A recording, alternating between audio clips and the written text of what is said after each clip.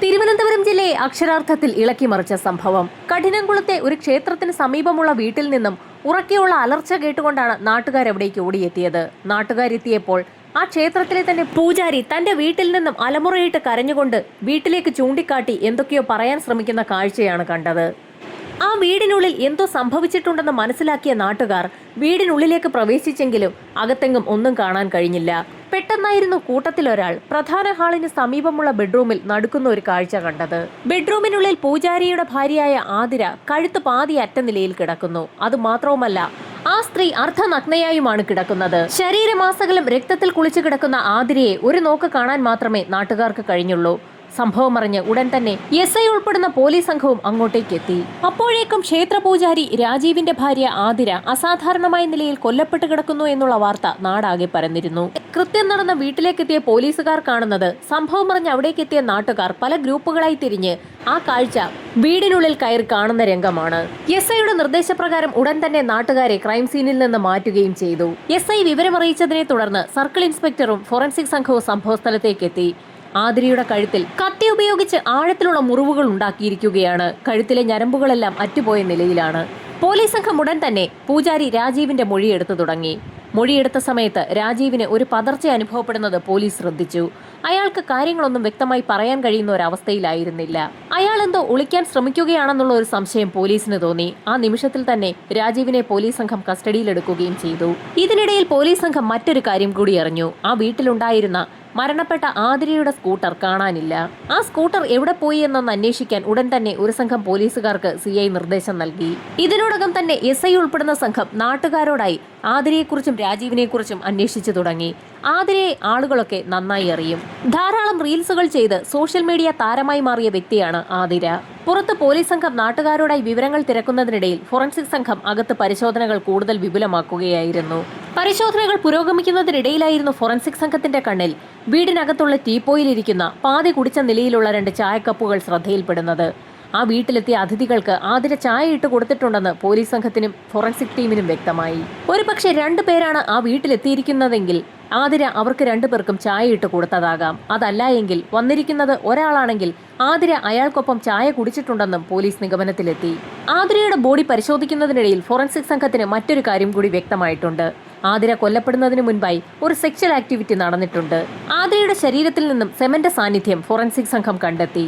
പൂജാരി രാജീവിന്റെ മൊഴി അനുസരിച്ച് പൂജകൾ പൂർത്തിയാക്കി അയാൾ ക്ഷേത്രത്തിൽ നിന്നും 11 മണിക്ക് ശേഷമാണ് വീട്ടിലെത്തിയിരിക്കുന്നത്. രാജീവിന്റെ മൊഴികളിൽ എന്തൊക്കെയോ സംശയം തോന്നിയ പോലീസ് സംഘം അയാളോട് കൂടുതൽ ചോദ്യങ്ങൾ ചോദിക്കാൻ തന്നെ തീരുമാനിച്ചു. സെക്ഷൽ ഇന്റർകോഴ്സ് നടന്നിരിക്കുന്നത് ഭർത്താവിൽ നിന്നാണോ അതോ മറ്റാരെങ്കിലും നിന്നുമാണോ എന്നുള്ള കാര്യം കൂടി പോലീസിന് വ്യക്തമാകേണ്ടിയിരുന്നു. DNA പരിശോധനയിലൂടെ അത് രാജീവിന്റേത് തന്നെയാണോ എന്ന് കണ്ടെത്താൻ പോലീസ് തീരുമാനിച്ചു. ഈ സമയത്തായിരുന്നു പോലീസ് സംഘത്തെ തേടി ഒരു കോൾ എത്തിയത്. ചിറയൻകീഴ് റെയിൽവേ സ്റ്റേഷന് സമീപം ആതിരയുടെ സ്കൂട്ടർ കണ്ടെത്തിയെന്നുള്ള വിവരം ഒരു പോലീസുകാരൻ CIയെ വിളിച്ചറിയിച്ചിരിക്കുകയാണ്.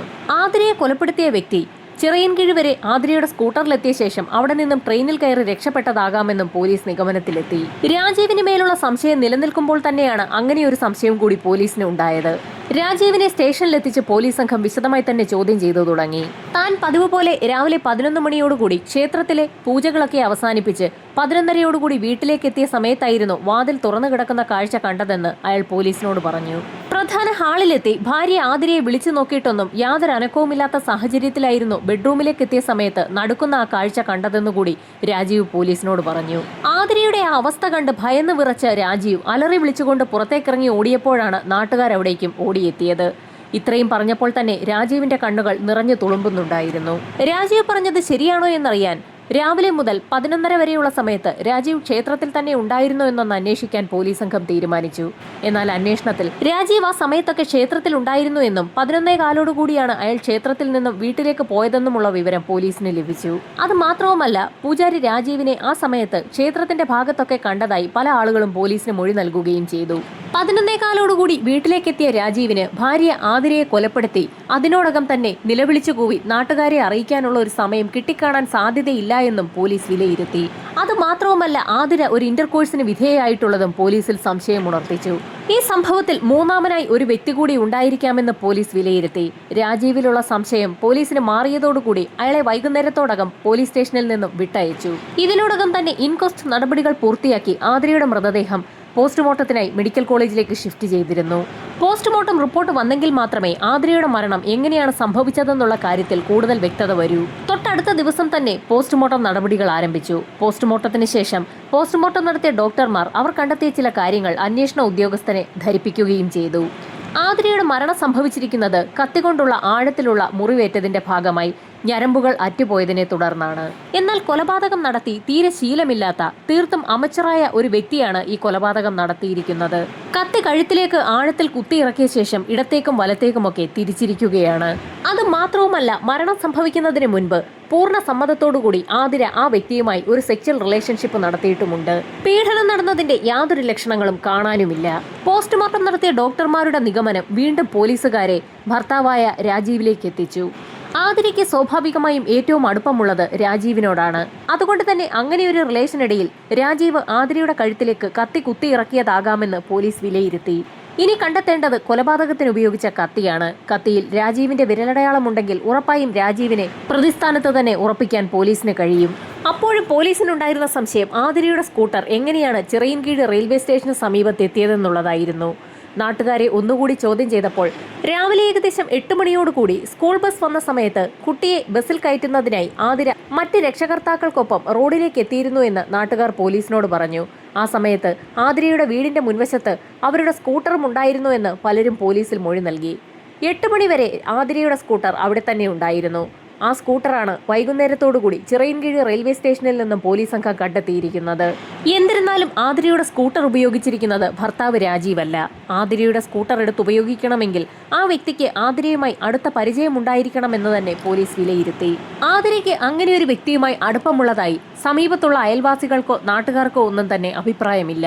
അങ്ങനെയെങ്കിൽ ആ വ്യക്തി ആരാണെന്ന് കണ്ടെത്താൻ തന്നെ പോലീസ് തീരുമാനിച്ചു. അതിന്റെ ഭാഗമായി ആതിരയുടെ കോൾ ഡാറ്റ റെക്കോർഡുകൾ പോലീസ് സംഘം പരിശോധിച്ചു. ആതിര ഒരു സോഷ്യൽ മീഡിയ താരമാണെന്നും ധാരാളം റീലുകൾ ആതിര ചെയ്യാറുണ്ടെന്നും നാട്ടുകാരിൽ നിന്ന് തന്നെ പോലീസ് നേരത്തെ അറിഞ്ഞിട്ടുണ്ട്. ആ റീലുകൾക്കുള്ളിൽ എന്തെങ്കിലും സൂചന ഉണ്ടാകുമോ എന്നറിയാനുള്ള ഒരു ശ്രമം കൂടി ഇതിനിടയിൽ പോലീസ് സംഘം നടത്തി. കോൾ ഡാറ്റ റെക്കോർഡുകൾ പരിശോധിച്ചപ്പോൾ സ്ഥിരമായി ആതിര കോൺടാക്ട് ചെയ്യാറുള്ള ഒരു നമ്പർ പോലീസ് സംഘം കണ്ടെത്തി. ആ നമ്പറുമായി ബന്ധപ്പെട്ട് സോഷ്യൽ മീഡിയ അക്കൗണ്ട് ഉണ്ടോ എന്നുകൂടി പോലീസ് സംഘം പരിശോധിച്ചു.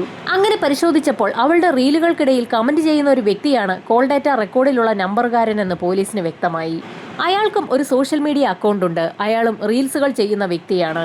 രണ്ടുപേരും റീൽസ് താരങ്ങളായതുകൊണ്ട് തന്നെ അങ്ങോട്ടും ഇങ്ങോട്ടും കോളുകൾ വിളിക്കാനും സംസാരിക്കാനുമുള്ള സർവ്വസാധ്യതയുമുണ്ട്.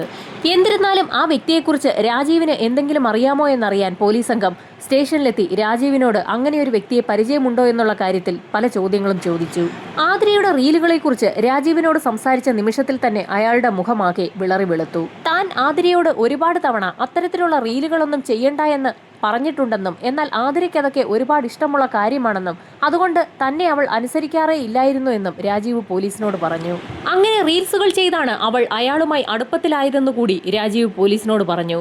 അതാരാണ് അയാളെന്നുള്ള പോലീസിന്റെ ചോദ്യത്തിന് അത് ജോൺസൺ എന്നൊരു വ്യക്തിയാണെന്നും ആതിരയുമായി അയാൾ വളരെ അടുപ്പത്തിലാണെന്നും രാജീവ് പോലീസിനോട് പറഞ്ഞു. അവർ തമ്മിലുള്ള അടുപ്പത്തെക്കുറിച്ച് ഭർത്താവായ രാജീവിനോട് തന്നെ ആതിര പറഞ്ഞിട്ടുണ്ടെന്നും ആതിരയുടെ റീൽസുകൾക്ക് സ്ഥിരമായി ജോൺസൺ കമന്റ് ഇടാറുണ്ടെന്നും അങ്ങനെയാണ് ആതിര ജോൺസനെ ശ്രദ്ധിച്ചു തുടങ്ങിയതെന്നും അയാളും ഒരു റീൽസ് താരമായതുകൊണ്ട് തന്നെ അയാളുടെ അക്കൗണ്ടുകളിൽ കയറി ഇടുന്ന വീഡിയോകൾക്കൊക്കെ ആതിരയും കമന്റ് ചെയ്യാറുണ്ടെന്നുമൊക്കെ ആതിര രാജീവിനോട് പറഞ്ഞിരുന്നതായി അയാൾ പോലീസിന് മൊഴി കൊടുത്തു. എന്നാൽ രാജീവ് അതിനെ ചൊല്ലി പലപ്പോഴും ആതിരയോട് ദേഷ്യപ്പെടുകയും അതൊന്നും അത്ര നല്ലതല്ല എന്ന് പറഞ്ഞ് വിലക്കുകയും ചെയ്തിട്ടുണ്ട്. എന്നാൽ ആതിര അതൊന്നും വകവെച്ചിരുന്നില്ല എന്നും റീൽസ് ഇടുന്നതിനുള്ള പുതിയ പുതിയ ഐഡിയകൾ ജോൺസനാണ് തനിക്ക് പറഞ്ഞു തരുന്നതെന്നും സോഷ്യൽ മീഡിയയിലൂടെ ഭാവിയിൽ ഒരുപാട് പണം നേടാനാകുമെന്നുമൊക്കെ ആതിര രാജീവിനോട് പറയുകയും ചെയ്തു. തങ്ങൾക്ക് ജീവിക്കാനുള്ള പണം ക്ഷേത്രത്തിൽ നിന്ന് തന്നെ ലഭിക്കുമെന്ന് രാജീവ് പലതവണ ഭാര്യയോട് പറഞ്ഞിട്ടുണ്ട്. എന്നാൽ റീൽസിലൂടെ പ്രശസ്തയാവണമെന്നും പണമുണ്ടാക്കണമെന്നും ഒക്കെ ആതിരയ്ക്ക് വലിയ മോഹമായിരുന്നു. ആതിര എത്ര പറഞ്ഞാലും അനുസരിക്കില്ല എന്ന് മനസ്സിലാക്കിയതോടുകൂടി അവളെ ഗുണദോഷിക്കുന്ന പണി രാജീവ് നിർത്തുകയും ചെയ്തു. അങ്ങനെയിരിക്കെ ഒരു ദിവസം ക്ഷേത്രത്തിലെ തന്റെ പൂജകളൊക്കെ പൂർത്തിയാക്കി വീട്ടിലേക്കെത്തിയ രാജീവിന്റെ അടുത്തേക്ക് ആതിര ഓടിയെത്തുകയും രാജീവിനെ കെട്ടിപ്പിടിച്ചുകൊണ്ട് തനിക്കൊരു അബദ്ധം പറ്റിപ്പോയെന്ന് പറഞ്ഞുകൊണ്ട് ഉറക്കെ നിലവിളിച്ച് കരയുകയും ചെയ്തു. രാജീവ് അറിയാതെ തന്നെ പല സ്ഥലങ്ങളിലും പോയി ആതിരയും ജോൺസണും കൂടി റീൽസ് ചിത്രീകരണം നടത്തിയിട്ടുണ്ട്. അതിനിടയിൽ അവർ തമ്മിലുള്ള പലതരത്തിലുള്ള ഫോട്ടോസും ജോൺസൺ എടുത്തിട്ടുണ്ട്. ആ ഫോട്ടോസ് കാണിച്ച് ജോൺസൺ ഇപ്പോൾ ആതിരയെ ബ്ലാക്ക്മെയിൽ ചെയ്ത് പണം തട്ടാൻ ശ്രമിക്കുന്നു എന്നാണ് ആതിര രാജീവിനോടന്ന് പറഞ്ഞത്. അവർ തമ്മിലുള്ള ഫോട്ടോസൊക്കെ ഭർത്താവായ രാജീവിനെയും നാട്ടുകാരെയും ഒക്കെ കാണിക്കുമെന്നും നെറ്റിലിടുമെന്നും ഒക്കെ പറഞ്ഞ് 1.5 ലക്ഷം രൂപ വരെ ജോൺസൺ ആതിരയുടെ കയ്യിൽ നിന്നും തട്ടിയെടുത്തു എന്നുകൂടി രാജീവ് പോലീസിനോട് പറഞ്ഞു. അതുമാത്രവുമല്ല, പണം കൊടുത്തില്ലെങ്കിൽ ജോൺസൺ ആതിരയെ കൊല്ലുമെന്ന് വരെ ഭീഷണിപ്പെടുത്തിയതായി രാജീവിനോട് അവൾ പറഞ്ഞതായി അയാൾ പോലീസിനോട് പറഞ്ഞു. അത്തരത്തിലൊരു ഭീഷണി ജോൺസന്റെ ഭാഗത്തു നിന്നും ഉണ്ടായിട്ടും അക്കാര്യം എന്തുകൊണ്ടാണ് ആദ്യം തന്നെ പോലീസിൽ പറയാഞ്ഞതെന്ന് SI രാജീവിനോട് ചോദിച്ചെങ്കിലും തന്റെ ഭാര്യയ്ക്ക് ഇത്തരത്തിലൊരാളുമായി അടുപ്പമുണ്ടെന്നുള്ള കാര്യം താൻ എങ്ങനെ പുറത്തു പറയുമെന്നും അത് ക്ഷേത്രത്തിലറിഞ്ഞാൽ തന്റെ ജോലിയെപ്പോലും ബാധിക്കുമെന്നുമൊക്കെ അയാൾ പോലീസിനോട് പറഞ്ഞു. എന്നിരുന്നാലും പോലീസ് സംഘത്തിന് വളരെ വലിയൊരു ലീഡാണ് വീണു കിട്ടിയിരിക്കുന്നത്. പോലീസിന് അന്വേഷിക്കാൻ ജോൺസൺ എന്നൊരു വ്യക്തിയെ ഇപ്പോൾ വീണു കിട്ടിയിരിക്കുകയാണ്. അയാളുടെ നമ്പർ നേരത്തെ തന്നെ പോലീസിന്റെ കയ്യിലുണ്ട്. ആ നമ്പറിലേക്ക് വിളിച്ചു നോക്കിയപ്പോൾ അത് സ്വിച്ച്ഡ് ഓഫ് ആയിരുന്നു. ആതിരയുടെ കൊലപാതകം നടന്ന സമയത്ത് ജോൺസൺ എവിടെയായിരുന്നു എന്ന് അന്വേഷിക്കുന്നതിനായി അയാളുടെ ടവർ ലൊക്കേഷൻ പരിശോധിക്കാൻ തന്നെ പോലീസ് തീരുമാനിച്ചു. ടവർ ലൊക്കേഷൻ പരിശോധിച്ചപ്പോൾ വളരെ ഞെട്ടിക്കുന്ന ചില വിവരങ്ങളാണ് പോലീസിന് ലഭിച്ചത്. സംഭവം നടന്ന സമയം ജോൺസന്റെ മൊബൈൽ ഫോൺ കഠിനംകുളം ഭാഗത്ത് തന്നെയുണ്ട്. അതിനുശേഷം ആ മൊബൈൽ ഫോൺ സഞ്ചരിച്ചിരിക്കുന്നത് ചിറയൻകീഴ് റെയിൽവേ സ്റ്റേഷന് സമീപത്തേക്ക് തന്നെയാണ്. റെയിൽവേ സ്റ്റേഷൻ വരെ ടവർ ലൊക്കേഷൻ കാണിക്കുന്നുണ്ട്. പിന്നീട് മൊബൈൽ ഫോൺ സ്വിച്ച്ഡ് ഓഫ് ആക്കിയിരിക്കുകയാണ്. ചിറയൻകീഴ് റെയിൽവേ സ്റ്റേഷനിൽ നിന്നും ട്രെയിനിൽ കയറിയ ജോൺസൺ ചിറയൻകീഴേക്ക് എത്തിയ സമയത്ത് തന്നെ ഫോൺ സ്വിച്ച്ഡ് ഓഫ് ആക്കിയിരിക്കുകയാണ്. ജോൺസൺ കയറിയ ട്രെയിൻ ഏതാണെന്ന് കണ്ടെത്തണമെങ്കിൽ അയാളുടെ മൊബൈൽ ഫോൺ എപ്പോഴാണ് സ്വിച്ച്ഡ് ഓഫ് ആക്കിയത് എന്നുള്ള സമയം കണ്ടെത്തണം. അതേക്കുറിച്ച് അന്വേഷണം നടത്തിയപ്പോൾ ജോൺസന്റെ ഫോൺ ഓഫായ സമയത്ത് റെയിൽവേ സ്റ്റേഷനിൽ കോട്ടയത്തേക്കുള്ള ട്രെയിനാണ് ഉണ്ടായിരുന്നതെന്ന് പോലീസിന് വിവരം ലഭിച്ചു. ജോൺസൺ റീൽസ് താരമായതുകൊണ്ട് തന്നെ അയാളുടെ ഫോട്ടോ കണ്ടെത്താൻ പോലീസിന് അധികം ബുദ്ധിമുട്ടേണ്ടി വന്നില്ല. അയാളുടെ ഫോട്ടോ ഉടൻ തന്നെ സമൂഹ മാധ്യമങ്ങളിലൂടെ പോലീസ് റിലീസ് ചെയ്യുകയും ചെയ്തു. ചിത്രത്തിൽ കാണുന്ന ജോൺസൺ എന്ന വ്യക്തി ഒരു കൊലപ്പുള്ളിയാണെന്നും അയാളെ കണ്ടുകിട്ടുന്നവർ ഉടൻ തന്നെ പോലീസിന്റെ നമ്പറിൽ അറിയിക്കണമെന്നുമായിരുന്നു പോലീസ് സംഘം ഉടൻ തന്നെ മെസ്സേജ് പാസ് ചെയ്തത്. ഫോട്ടോ സമൂഹ മാധ്യമങ്ങളിൽ പ്രചരിച്ച് ഏതാനും മണിക്കൂറുകൾക്കകം തന്നെ പോലീസിന് വിവരം ലഭിച്ചു. കോട്ടയത്തു നിന്നും ഒരു സ്ത്രീയാണ് പോലീസിനെ വിളിച്ചത്. ആ സ്ത്രീയുടെ വീട്ടിൽ ഹോം നേഴ്സായി ജോലി ചെയ്യുകയാണ് ജോൺസൺ എന്ന വ്യക്തി. ആ സ്ത്രീ അയാളെ വീട്ടിലെ ഒരു മുറിയിലിട്ട് പൂട്ടിയിരിക്കുകയാണ്. അയാൾക്ക് വേണ്ടി അനുവദിച്ചിരിക്കുന്ന മുറിയിൽ ഉച്ചയ്ക്ക് ശേഷം ജോൺസൺ കിടന്നുറങ്ങുന്ന സമയത്ത് പോലീസിന്റെ പരസ്യം സമൂഹ മാധ്യമങ്ങളിൽ കണ്ട സമയത്താണ് ആ സ്ത്രീ അയാൾ അറിയാതെ തന്നെ മുറി പുറത്തുനിന്നും പൂട്ടിയത്. കോട്ടയം ചിങ്ങവനം സ്റ്റേഷന് പരിധിയിലുള്ള ഒരു വീട്ടിലാണ് ആ സ്ത്രീ താമസിക്കുന്നത്. അവരുടെ വീടും അഡ്രസ്സും ഒക്കെ മനസ്സിലാക്കിയ പോലീസ് സംഘം ഉടൻ തന്നെ ചിങ്ങവനം സ്റ്റേഷനിൽ അറിയിക്കുകയും ആ സ്ത്രീയുടെ വീട്ടിലേക്ക് പുറപ്പെടാൻ നിർദ്ദേശം നൽകുകയും ചെയ്തു. അതിവേഗതയിൽ തന്നെ പോലീസ് സംഘം ആ സ്ത്രീയുടെ വീട്ടിലേക്ക് എത്തി. മുറി തുറന്ന് ജോൺസനെ പിടികൂടിയ സമയത്ത് തന്നെ പോലീസുകാർ ഒരു കാര്യം ശ്രദ്ധിച്ചു. ജോൺസൺ നന്നായി ആടുന്നുണ്ട്. അയാളുടെ കൈകാലുകൾ കുഴയുന്നുണ്ട്. എന്താണ് പറ്റിയതെന്നുള്ള പോലീസിന്റെ ചോദ്യത്തിന് താൻ വിഷം കഴിച്ചിരിക്കുകയാണ് എന്ന് ജോൺസൺ മറുപടിയും പറഞ്ഞു. ജോൺസൺ അക്കാര്യം പറഞ്ഞു കേട്ട ഉടൻ തന്നെ പോലീസ് സംഘം അയാളെ നേരെ കോട്ടയം മെഡിക്കൽ കോളേജ് ആശുപത്രിയിലേക്കാണ് കൊണ്ടുപോയത്. ജോൺസനെ പരിശോധിച്ച ഡോക്ടർമാർ അയാൾ വിഷം കഴിച്ചിട്ടുണ്ടെന്നുള്ള കാര്യം പോലീസിനെ അറിയിക്കുകയും ചെയ്തു. ജോൺസൺ ജോലി ചെയ്തിരുന്ന വീട്ടിൽ കൃഷിയുടെ ആവശ്യത്തിനായി കളനാശിനികൾ വാങ്ങിവെച്ചിട്ടുണ്ടായിരുന്നു. അതിലേതോ ഒരെണ്ണം ജോൺസൺ എടുത്ത് കഴിച്ചിരിക്കുകയാണ്. എന്നാൽ വളരെ കുറഞ്ഞ അളവിൽ മാത്രമേ ജോൺസൺ അത് കഴിച്ചിട്ടുള്ളൂ. അത് അയാളെ പരിശോധിച്ച നിമിഷത്തിൽ തന്നെ ഡോക്ടർമാർക്ക് മനസ്സിലായി. ഒറ്റ ദിവസം കൊണ്ട് തന്നെ ആ വിഷമൊക്കെ ജോൺസന്റെ വയറ്റിൽ നിന്നും ഡോക്ടർമാർ കഴുകിക്കളഞ്ഞു. അതിനുശേഷം പോലീസ് സംഘം അയാളെ കഠിനംകുളം സ്റ്റേഷനിൽ എത്തിക്കുകയും ചെയ്തു. സ്റ്റേഷനിലെത്തിച്ച് ചോദ്യം ചെയ്തപ്പോൾ തന്നെ ജോൺസൺ പല കാര്യങ്ങളും തുറന്നു പറഞ്ഞു. ആതിരയും ജോൺസണും തമ്മിൽ അടുപ്പത്തിലാണ്. ജോൺസൺ നേരത്തെ തന്നെ വിവാഹിതനാണെങ്കിലും അയാൾ ആ വിവാഹം ഒഴിഞ്ഞിരിക്കുകയാണ്. ആതിരയെ വിവാഹം കഴിക്കാനുള്ള ഒരു തീരുമാനത്തിലേക്ക് ജോൺസൺ എത്തി നിൽക്കുകയാണ്. വിവാഹം കഴിഞ്ഞ് ഒരുമിച്ച് താമസിക്കാൻ ഒരു വീട് ജോൺസൺ വാടകയ്ക്കെടുത്തു. വാടകയ്ക്കെടുത്ത വീടിന്റെ അഡ്വാൻസ് തുക കൊടുത്തതും ആതിര തന്നെയായിരുന്നു. ആ വീട്ടിലേക്ക് വേണ്ട കാര്യങ്ങളൊക്കെ ഒരുക്കുകയും ചെയ്തിരുന്നു. ഭർത്താവായ രാജീവ് അറിയാതെ തന്നെ ആതിര പലപ്പോഴും ജോൺസനുമൊത്ത് പല സ്ഥലങ്ങളിലും ഒത്തുകൂടാറുണ്ടായിരുന്നു. ഒരുമിച്ച് റീൽസ് ഒക്കെ ചെയ്ത് നന്നായി കഴിഞ്ഞു പോകാമെന്നായിരുന്നു ഇരുവരും കരുതിയിരുന്നത്. ഒരുമിച്ച് ജീവിക്കാമെന്ന് ഇരുവരും ചേർന്ന് തീരുമാനവും എടുത്തിരുന്നു. എന്നാൽ അതിനിടയിൽ എവിടെ വെച്ചോ ആതിരയ്ക്ക് ഭർത്താവിനെയും കുഞ്ഞിനെയും വിട്ടുപോരാൻ ഒരു പ്രയാസം തോന്നി. ഭാവിയെക്കുറിച്ചൊക്കെ ആലോചിച്ചപ്പോൾ ആതിരയ്ക്ക് എന്തൊക്കെയോ ഒരു ബുദ്ധിമുട്ട് തോന്നി. അതിനെ തുടർന്ന് ജോൺസൺ വിളിക്കുമ്പോഴുള്ള പല കോളുകളും ആതിര എടുക്കാതെയായി. വീടൊക്കെ വാടകയ്ക്കെടുക്കുകയും അതൊക്കെ നന്നായി ഫർണിഷ് ചെയ്ത് ജോൺസൺ കാത്തിരിക്കുകയും ചെയ്യുന്ന നിമിഷത്തിലാണ് ആതിര പതുക്കെ പിന്മാറി തുടങ്ങിയത്. ആതിരയുടെ പിന്മാറ്റം മനസ്സിലാക്കിയ ജോൺസൺ കഠിനംകുളത്തേക്ക് പുറപ്പെടുകയും പെരുമാതുറയ്ക്ക് സമീപം ഒരു മുറി വാടകയ്ക്കെടുത്ത് അവിടെ താമസമാക്കുകയും ചെയ്തു. അവിടെ ഇരുന്നു കൊണ്ട് ജോൺസൺ ആതിരയെ വിളിച്ചു തുടങ്ങി. എന്നാൽ ആതിരയാകട്ടെ ജോൺസന്റെ കോളുകളൊന്നും അറ്റൻഡ് ചെയ്യാതെയായി. ആതിരയ്ക്ക് വേണ്ടി ജീവിതം ഹോമിച്ച ജോൺസന്റെ കോളുകൾ ആതിര ബ്ലോക്ക് ലിസ്റ്റിലേക്ക് കയറ്റിയതും ജോൺസൺ ഉറച്ച ഒരു തീരുമാനമെടുത്തു. ആതിരയ്ക്ക് ഒരു പണി കൊടുക്കാൻ തീരുമാനിച്ച ജോൺസൺ പെരുമാതുറയുള്ള ഒരു മെഡിക്കൽ സ്റ്റോറിൽ നിന്നും കുറച്ച് ഉറക്ക ഗുളികകൾ വാങ്ങിച്ചു. അതിന് സമീപത്ത് തന്നെയുള്ള ഒരു കടയിൽ നിന്നും ഒരു കത്തിയും വാങ്ങി. ആതിരയെ അവസാനിപ്പിക്കാനുള്ള തീരുമാനവുമായി ആയിരുന്നു പെരുമാതുറയിലെ വാടക വീട്ടിൽ നിന്നും ജോൺസൺ കഠിനംകുളത്തെ ആതിരയുടെ വീട്ടിലേക്ക് എത്തിയത്. പ്രധാന റോഡിലൂടെ ആതിരയുടെ വീട്ടിലേക്ക് കടന്നു ചെന്നാൽ നാട്ടുകാരൊക്കെ കാണാൻ സാധ്യതയുണ്ട്. ആ വീടിന് പിൻഭാഗത്തുകൂടി മറ്റൊരു വഴിയുണ്ട്. ആ വഴിയാകട്ടെ ജോൺസന് വളരെ നന്നായി അറിയുകയും ചെയ്യാം. പലതവണ ആ വഴിയിലൂടെ ജോൺസൺ ആതിരയുടെ വീട്ടിലേക്ക് എത്തിയിട്ടുമുണ്ട്. ആതിരയുടെ വീടിന്റെ പിൻഭാഗത്ത് മറ്റൊരു വീട് കൂടിയുണ്ട്. ആ വീടിന്റെ ടെറസിലൂടെ ആതിരയുടെ വീടിന്റെ കോമ്പൗണ്ടിലേക്ക് വേഗത്തിൽ തന്നെ ചാടാൻ സാധിക്കും. ഒരുപാട് തവണ രാത്രിയും പകലും ആ ടെറസിലൂടെ ആതിരയുടെ കോമ്പൗണ്ടിലേക്ക് ചാടി നല്ല തഴക്കവും പഴക്കവുമുള്ള ജോൺസൺ അന്നും പതിവ് പോലെ ആ ടെറസ് വീടിന് മുകളിലൂടെ ആതിരയുടെ വീടിന്റെ കോമ്പൗണ്ടിലേക്ക് ചാടി. ആതിരയുടെ വീടിന്റെ അടുക്കളവാതിലിൽ ഒരു പ്രത്യേക തരത്തിൽ ജോൺസൺ മുട്ടി വിളിച്ചു.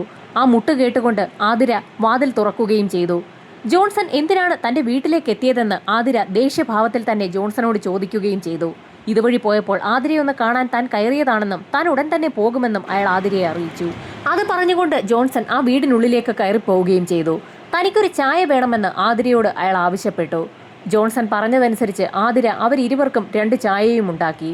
ചായ കുടിക്കുന്നതിനിടയിൽ കഴിക്കാൻ എന്തെങ്കിലും വേണമെന്ന് ജോൺസൺ പറഞ്ഞതനുസരിച്ച് ആതിര അടുക്കളയിലേക്ക് പോവുകയും ചെയ്തു. ആതിര അടുക്കളയിലേക്ക് പോയ സമയത്ത് ജോൺസൺ ആതിര അറിയാതെ തന്നെ അവളുടെ ചായയിൽ ഉറക്ക ഗുളികകൾ കലർത്തി. കഴിക്കാനുള്ള ഭക്ഷണവുമായി ആതിര മടങ്ങിയെത്തുകയും ഇരുവരും ചേർന്ന് ഭക്ഷണവും ചായയും ഒക്കെ കഴിക്കുകയും ചെയ്തു. ഈ സമയത്തായിരുന്നു ജോൺസൺ തന്റെ ആവശ്യം ആതിരയെ അറിയിച്ചത്. ഏതായാലും താൻ ഇതുവരെ വന്ന സ്ഥിതിക്ക് നമുക്കൊന്ന് കൂടിയിച്ച് പോകാമെന്ന് അയാൾ ആതിരയെ അറിയിച്ചു. ആതിരയ്ക്കും അത് സമ്മതമായിരുന്നു. അങ്ങനെ അവർ തമ്മിലുള്ള റിലേഷൻഷിപ്പിനിടയിൽ ആതിര ഉറക്കത്തിലേക്ക് വീണു. ആതിര പൂർണ്ണമായും ഉറക്കത്തിലേക്ക് വഴുതി വീണു എന്ന് മനസ്സിലാക്കിയ നിമിഷത്തിൽ ജോൺസൺ തന്റെ കയ്യിൽ കരുതിയിരുന്ന കത്തി ഉപയോഗിച്ച് ആതിരയുടെ കഴുത്തിലേക്ക് ആഞ്ഞു കുത്തിയിറക്കി. ഒന്ന് നിലവിളിക്കുക പോലും ചെയ്യാതെ ആതിര മരണത്തിന് കീഴടങ്ങുകയും ചെയ്തു. ആതിരയുടെ കഴുത്തിലെ ഞരമ്പുകൾ പൂർണ്ണമായും അറ്റുപോയി എന്ന് ഉറപ്പിച്ച ശേഷമായിരുന്നു ജോൺസൺ കട്ടിലിൽ നിന്നും എഴുന്നേറ്റത്. ഈ സമയത്തായിരുന്നു ആതിരയുടെ ശരീരത്തിൽ നിന്നുള്ള രക്തത്തുള്ളികൾ തന്റെ ഷർട്ടിലേക്ക് ചിതറിത്തെറിച്ച കാഴ്ച ജോൺസൺ മനസ്സിലാക്കിയത്. അയാൾ ഉടൻ തന്നെ രാജീവന്റെ മുറിയിലേക്ക് എത്തുകയും താൻ ഇട്ടിരുന്ന ഷർട്ട് അവിടെ ഉപേക്ഷിച്ച ശേഷം രാജീവന്റെ ഒരു ഷർട്ടും എടുത്തിട്ട് അവിടെ നിന്നും ഇറങ്ങിപ്പോവുകയും ചെയ്തു.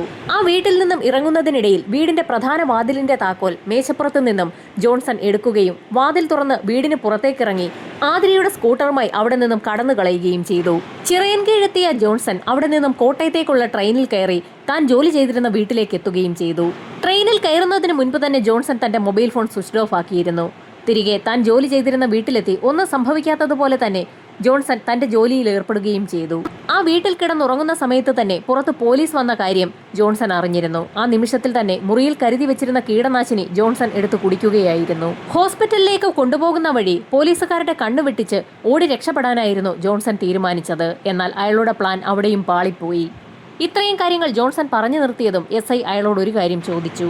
എന്തിനാണ് മുറിയിൽ കീടനാശിനി കൊണ്ടുവച്ചതെന്നുള്ള പോലീസിന്റെ ചോദ്യത്തിന് ജോൺസൺ ചിരിക്കുക മാത്രമാണ് ചെയ്തത്. യഥാർത്ഥത്തിൽ ആ വീട്ടിലും മറ്റെന്തോ കാര്യം ചെയ്യാൻ ജോൺസൺ പ്ലാൻ ചെയ്തു വെച്ചിരിക്കുകയായിരുന്നു.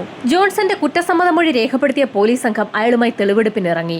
ജോൺസൺ കത്തി വാങ്ങിയ കടയിലും ഉറക്ക ഗുളിക വാങ്ങിയ കടയിലെയും ആളുകളെയൊക്കെ പോലീസുകാർ സാക്ഷിപ്പട്ടികയിൽ ഉൾപ്പെടുത്തി. അതോടൊപ്പം തന്നെ പെരുമാതുറയിൽ ജോൺസൺ താമസിച്ചിരുന്ന ലോഡ്ജിന്റെ ഉടമയെയും പ്രധാന സാക്ഷിയാക്കി. സംഭവം നടന്ന ദിവസം ആതിരയുടെ വീട്ടിലേക്ക് ജോൺസൺ എത്തിയെന്നുള്ളതിന് ഇനി തെളിവുകൾ വേണം. അതിനായി പോലീസ് സംഘം ജോൺസണുമായി ആതിരയുടെ വീട്ടിലെത്തുകയും അയാൾ നടന്ന കാര്യങ്ങളൊക്കെ പോലീസിനെ അഭിനയിച്ച് കാണിക്കുന്നതിനിടയിൽ പോലീസ് സംഘം അതൊക്കെ വീഡിയോ ആക്കി ഷൂട്ട് ചെയ്യുകയും ചെയ്തു. ജോൺസൺ കത്തി വലിച്ചെറിഞ്ഞ സ്ഥലത്തു നിന്നും ജോൺസനെ കൊണ്ട് തന്നെ പോലീസ് സംഘം അത് കണ്ടെടുപ്പിക്കുകയും ചെയ്തു. എന്നാൽ ആതിരയുടെ വീടിന്റെ പിൻഭാഗത്തുള്ള വീട്ടുകാർ അവരുടെ ടെറസിൽ നിന്നാണ് ജോൺസൺ സ്ഥിരമായി ആതിരയുടെ വീടിന്റെ കോമ്പൗണ്ടിലേക്ക് ചാടാറുള്ളതെന്നുള്ള കാര്യം കേട്ടപ്പോൾ ശരിക്കും നടുങ്ങിപ്പോയെന്ന് തന്നെ പറയാം. റീൽസ് താരമായ ജോൺസണുമായി പോലീസ് സംഘം തെളിവെടുപ്പിനെത്തിയപ്പോൾ നാട്ടുകാരാകെ യഥാർത്ഥത്തിൽ അമ്പരന്നു. കാരണം റീൽസിലൂടെ അവർ കണ്ടിരുന്ന ജോൺസൺ തീർത്തും വെളുത്തു തൊടുത്ത ഒരു വ്യക്തിയായിരുന്നു. AI ടൂളുകളുടെ സഹായത്തോടു കൂടിയായിരുന്നു ജോൺസൺ അങ്ങനെ മാറിയത്. യഥാർത്ഥ ജോൺസനെ നേരിൽ കണ്ടപ്പോൾ പലർക്കും അമ്പരപ്പായിരുന്നു ഉണ്ടായത്. പരമാവധി തെളിവുകൾ ശേഖരിച്ച് അന്വേഷണം പൂർത്തിയാക്കിയ പോലീസ് സംഘം ഇപ്പോൾ കോടതിയിൽ കുറ്റപത്രം സമർപ്പിച്ചിരിക്കുകയാണ്. വരും ദിവസങ്ങളിൽ വാദപ്രതിവാദങ്ങൾ തുടങ്ങുന്ന സാഹചര്യത്തിൽ ജോൺസനുള്ള ശിക്ഷ എന്താണെന്നുള്ളത് കാത്തിരുന്നു തന്നെ അറിയാൻ സാധിക്കും.